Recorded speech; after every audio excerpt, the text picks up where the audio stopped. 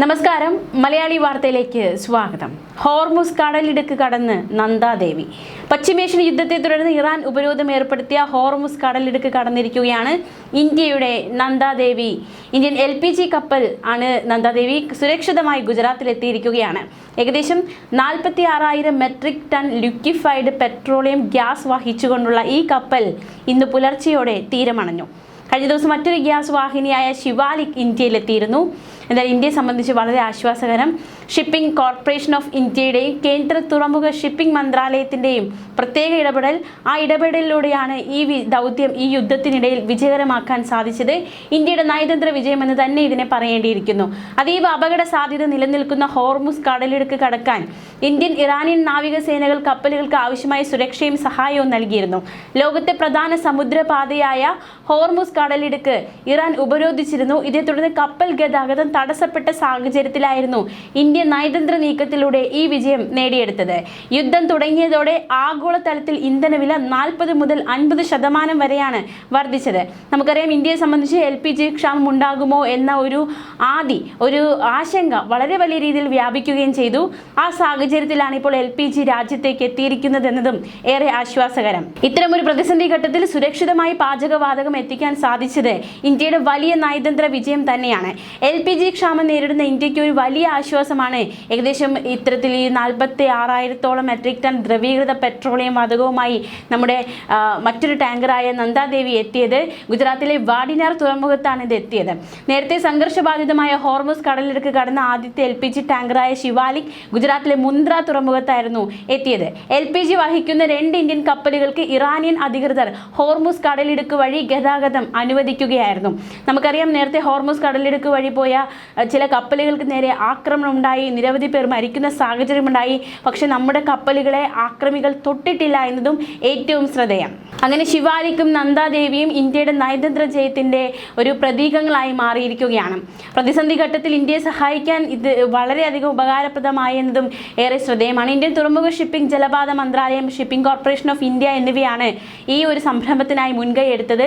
Indian Iranian നാവികസേനകൾ Hormuz കടലിടുക്ക് കടക്കാൻ ആവശ്യമായ സഹായം നൽകിയെന്നും നന്ദാദേവി കപ്പലിന്റെ ചീഫ് ഓഫീസർ വ്യക്തമാക്കി.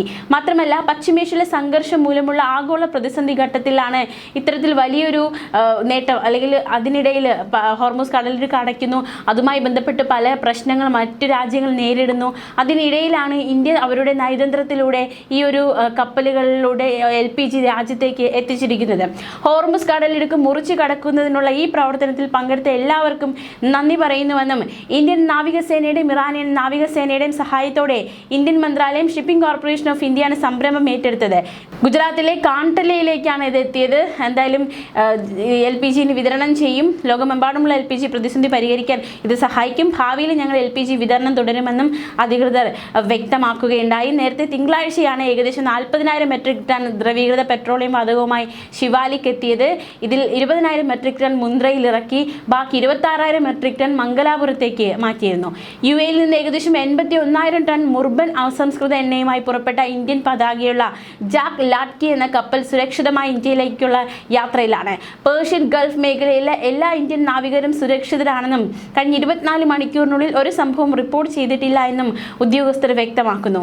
പേർഷ്യൻ ഗൾഫിൽ ഇപ്പോൾ 22 ഇന്ത്യൻ കപ്പലുകൾ അവശേഷിക്കുന്നുണ്ട്. ഇതിൽ ആകെ 611 നാവികരാണ് ഉള്ളത്. എന്തായാലും ഇന്ത്യക്ക് വേണ്ടിയിട്ട് വഴിയൊരുക്കിയിരിക്കുന്നു ഇറാൻ. ഈ യുദ്ധ സാഹചര്യത്തിലും ഇന്ത്യയുമായുള്ള ഒരു നല്ല ബന്ധം ഉള്ളത് കൊണ്ട് തന്നെ ഇന്ത്യക്ക് വേണ്ടി വഴിയൊരുക്കി, ഇന്ത്യക്ക് വേണ്ടി അനുകൂലമായ തീരുമാനം ഇറാൻ എടുത്തു എന്നതും ആശ്വാസകരമാണ്. പശ്ചിമേഷ്യയിൽ അമേരിക്ക, ഇസ്രായേൽ, ഇറാൻ യുദ്ധം കൊടുമ്പിരി കൊള്ളുകയാണ്. അതിനിടയിലാണ് തന്ത്രപ്രധാനമായ ഹോർമുസ് കടലിടുക്ക് വഴി ഇന്ത്യൻ കപ്പലുകൾക്ക് യാതൊരു പോറലും ഏൽപ്പിക്കാതെ ആ കടലിടുക്ക് കടത്തിവിട്ട് സുരക്ഷിത യാത്ര ഇറാൻ ഒരുക്കിയിരിക്കുന്നത്. ഇന്ത്യൻ നാവികസേനയുടെ അകമ്പടിയോടെയാണ് കപ്പലുകൾ നീങ്ങിയത്. പ്രധാനമന്ത്രി നരേന്ദ്രമോദിയും ഇറാൻ പ്രസിഡന്റ് മസൂദ് പെസഷ്കിയാനും തമ്മിൽ നടത്തിയ ചർച്ചകളെ തുടർന്നാണ് ഇന്ത്യൻ കപ്പലുകൾക്ക് പ്രത്യേക അനുമതി കിട്ടിയത്. ഇന്ത്യ തങ്ങളുടെ സുഹൃത്താണെന്നും ഇരു രാജ്യങ്ങൾക്കും മേഖലയിൽ പൊതുവായ താല്പര്യങ്ങളുണ്ടെന്നും ഇന്ത്യയിൽ ഇറാൻ സ്ഥാനപതി മുഹമ്മദ് ഫത്താലി വ്യക്തമാക്കി. യുദ്ധ സാഹചര്യത്തിൽ ഇന്ത്യ നൽകിയ വിവിധ സഹായങ്ങൾ അദ്ദേഹം എടുത്തു പറഞ്ഞു. ലോകത്തെ എണ്ണവാതക നീക്കത്തിന്റെ 20% നടക്കുന്ന ഹോർമുസ് കടലിടുക്കിലൂടെയുള്ള ഗതാഗതം സംഘർഷത്തെ തുടർന്ന് നിലച്ച അവസ്ഥയിലായിരുന്നു. ഈ സാഹചര്യത്തിലാണ് ഇന്ത്യക്ക് മാത്രം പ്രത്യേക ഇളവ് കിട്ടിയത്. പേർഷ്യൻ ഗൾഫ് മേഖലയിൽ ആകെ 28 ഇന്ത്യൻ കപ്പലുകളുണ്ട്. കടലിടുക്കിന് പടിഞ്ഞാറ് ഭാഗത്ത് 44 കപ്പലുകളായി 677 ഇന്ത്യൻ ജീവനക്കാരും കിഴക്ക് ഭാഗത്ത് 4 കപ്പലുകളായി 101 ജീവനക്കാരുമാണ് ഉണ്ടായിരുന്നത്. ഇവരുടെ സുരക്ഷ ഷിപ്പിംഗ് മന്ത്രാലയം കർശനമായി നിരീക്ഷിച്ചു. ഗൾഫ് മേഖലയിലെ പ്രതിസന്ധികൾ കാരണം കപ്പൽ ഗതാഗതം തടസ്സപ്പെട്ട സാഹചര്യത്തിൽ ഇന്ത്യയുടെ ഊർജ്ജ വിതരണ ശൃംഖലയെ സംബന്ധിച്ചിടത്തോളം ഈ ചരക്ക് വളരെ പ്രധാനപ്പെട്ടതായിരുന്നു. എന്തായാലും ഇന്ത്യൻ നാവികസേനയുടെ കൃത്യമായ മാർഗനിർദ്ദേശങ്ങൾ അനുസരിച്ചാണ് ഈ 2 കപ്പലുകളും സുപ്രധാനമായ ഹോർമുസ് സമുദ്രപാതയിലൂടെ സുരക്ഷിതമായി സഞ്ചരിച്ചത്. ശിവാലിക്കും നന്ദാദേവിയും സുരക്ഷിതമായി പുറത്തെത്തിയതോടെ മറ്റ് കപ്പലുകൾക്കും ഇതേ രീതി പിന്തുടരാനാകുമെന്ന പ്രതീക്ഷയാണുള്ളത്. LPG ഇറക്കുമതിക്കായി ഗൾഫ് മേഖലയെ വളരെയധികം ആശ്രയിക്കുന്ന ഇന്ത്യയെ സംബന്ധിച്ചിടത്തോളം ഈ വികാസം ഏറെ പ്രാധാന്യം അർഹിക്കുന്നുണ്ട്. ഇന്ത്യൻ പതാകയേന്തിയ ശിവാലിക്കും നന്ദാദേവിയും അത് അക്ഷരാർത്ഥത്തിൽ നമുക്കൊരു അഭിമാനമായി കൂടി മാറുകയാണ്. യുദ്ധ സാഹചര്യത്തിൽ നമ്മുടെ ആശങ്കകളെ അകറ്റുന്ന 2 കപ്പലുകളായി അവ മാറിയിരിക്കുകയാണ്.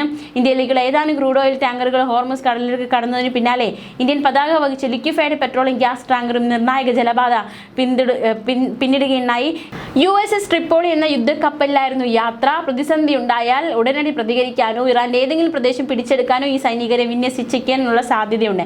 മറീനുകൾ കരയിലും കടലിലും പോരാടാൻ വൈദഗ്ധ്യമുള്ളവരാണെങ്കിലും ഇറാനെതിരെയുള്ള യുദ്ധത്തിൽ വിന്യസിക്കപ്പെടുന്ന ആദ്യത്തെ കരസേന വിഭാഗം എന്നാണ് ഇവയെ വിശേഷിപ്പിക്കുന്നത്. സൈനിക ശേഷി അമേരിക്ക വർദ്ധിപ്പിച്ചതോടെ യുദ്ധം നീണ്ടേക്കുമെന്നാണ് സൈനിക വിദഗ്ധരുടെ നിരീക്ഷണം. ന്യൂസ് ഡെസ്ക് മലയാളി വാർത്ത.